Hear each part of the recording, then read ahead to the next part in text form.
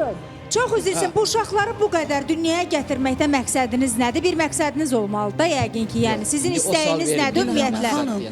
Bircə də sualıma cavab verim. Xeyr. Ailə planlaşdırılması deyilən bir şey var. Allaha qurban olun, mən də Allaha çox bağlı bir insanam. Amma bu o demək deyil ki, biz yəni ki, ağılsız hərəkətlər eləyək. Allahın da xoşuna gəlməyəcək ki, o uşaq bugün soyuqda, o məktəbdə olmalıdır o uşaq, dərs oxumalıdır. Allahın da bugün xoşuna gəlmir o uşağın orada oturmağı. Biz artıq bu məsələləri... Yox, mən sual verdim, icazə vermirsiniz, yox sual. Biz sualı siz düzgün qoymursunuz. Aydın müəllim. Siz düzgün qoymursunuz. Sərdən özünüz danışırsınız. Çünki bir dəqiqədə xanım, bir dəqiqədə deməklə deyil. Biz keçən dəfə necə danışdıq? Bu onlar onsuz da dünyaya gəlir. Mən ona sual vermişəm, sizə yox. Sizin deməyinizə nə dəyişəcək? Aydın mən sual vermək istəyirəm. Bu həyatdan kənarlaşdırıcı uşaqlar. Yox, otursun burada, sualımıza cavab versin ki. Mənim bildiyimə görə, gəlin real şeylərdən danışım. Mənim bildiyimə görə bu xanım Aydın müəllim, məncə oğlan cavab versin. Mən cavab verim. Aydın mən siz yetərincə danışmışsınız. Bəyin qorxusundan dünyaya uşaqları gətirib. Əgər bilmək istəyirsinizsə. Aydın müəllim, siz mənə zemin müraciət oxuyursunuz. olunmuşdu. Demişdilər ki, bəy bu xanıma bullying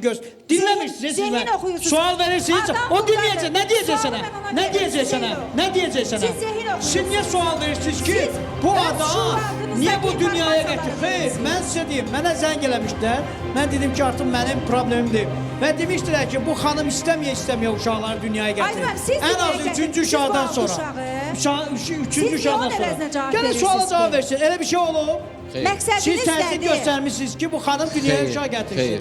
Sənin nə marağın vardı 6 uşaq dünyaya gətirdi onda? Yaxşı, de görün. Çox istəyirəm uşaqları. Nə uşaq? Ay qardaş, çox istəmə, mən də çox istəyirəm. Bəs yaxşı, uşağa baxa bilmirsinizsə, uşağın təhsil almaq hüququ var, sağlamlıq hüququ var. Uşağın normal tərbiyə olmaq hüququ var. Bu uşaqlar hamısından məhrum olunur. Belə uşağı dünyaya gətirməklə deyil axı. Nə təklif edirsiniz? Təklif eləyirəm ki... Qoy görüm nə təklif edirsiniz. Məsələn, keçən dəfə biz təkliflər elədik, düzdürmü? Burada olan ekspertlər də qarışdı o təklifə. Bir dəqiqə. Biz dedik ki, o torpaq məsələsini düzəltsək, 3 torpaq verilsə, günayın bir problemini həll edir, düzdürmü?